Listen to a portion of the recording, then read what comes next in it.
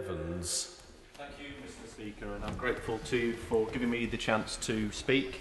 I'm very pleased to have the chance to talk on such a vital topic. Far too long, politicians of all parties have ducked debating immigration, and in my view, this has done Britain considerable damage over the last few years. Therefore, I congratulate the Backbench Business Committee for organising this debate, which in itself is an important step forward. Indeed, I pay tribute to the Right Honourable Gentleman for Birkenhead, who is a near neighbour of mine on the Mersey Estuary, my constituency of Weaver Vale. I've been a long time admirer of you prior to joining this House. Like the Prime Minister, I want immigration to cease being a political issue. You certainly cannot achieve that by deliberately ignoring it or shrilly shouting down anyone who tries to raise it, but through calm and sensible public discussion.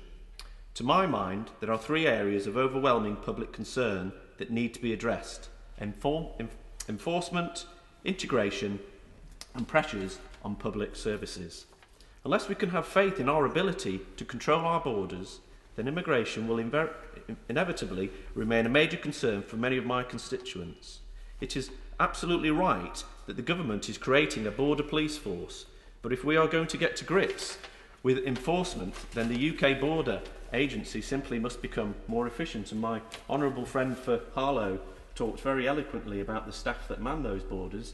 I recently went on a trip to Auschwitz with a group of school children from my constituency and indeed from the northwest. And when you landed at Krakow Airport, you were under no illusions of who was in charge, which I found quite ironic given the number of Poles that come to our country. We were only there for a day trip, and I do believe that a uniformed force, and dare I say even armed as a welcoming committee for people, is something that should be discussed.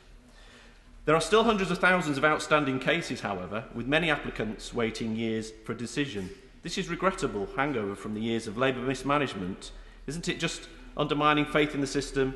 It is deeply unfair on those left waiting, not knowing whether they are coming or going, unable to plan for the future and unable to truly integrate into society.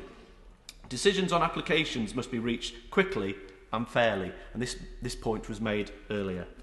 Coming on to the issue of integration, it is a real concern of mine that in some of our towns and cities there are very real divisions along racial, cultural and religious lines. A few years ago, the head of the Equality and Human Rights Commission, Trevor Phillips, expressed his concern that Britain is sleepwalking into segregation. Such divisions are deeply unhealthy and need to be tackled head on. In my view, instead of phony posturing about Britishness that the last government was so fond of, we should focus on the biggest barriers to integration, such as language. Making learning English an absolute requirement for those who wish to settle here will not only strengthen community cohesion, it will help reduce pressure on our public services. Studies have shown strong correlation between poor school performance and the number of children on the roll who come from homes where English is a second language. This is just one of the many additional pressures that high levels of immigration have placed on our public services. From conversations with many of my own constituents, I have no doubt that the main reason for public concern over immigration is the pressure that it has placed on our schools, on our hospitals and our housing. Specifically, people have been frustrated that for the last 13 years, Labour ministers appeared to be completely oblivious to these pressures, particularly on housing. I would recommend members read the New East End, which is an excellent study on the subject carried out not far away in Tower Hamlets. However, it is vital that we balance reducing these pressures and the need for specialist highly skilled workers. Members may recall earlier I asked a question about Daresbury Science and Innovation Campus, which is an outstanding institution in my constituency, but it's an international campus which is totally reliant on attracting the brightest and the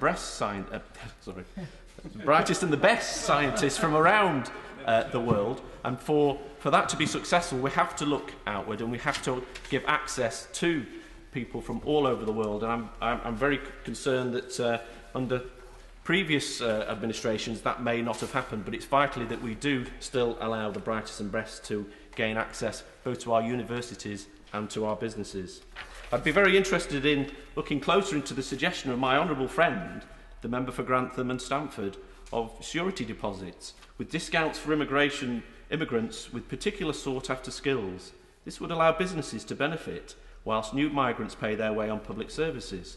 This would also help to reduce the sense of unfairness which some people feel about free riders getting immediate access to schools, hospitals, without having contributed through taxes. I'd like to finish by saying that I wholeheartedly support the motion before us. Those of us who believe in the values of one nation conservatism know that we need to be more effective in managing migration if we are to ensure that we are truly a united kingdom.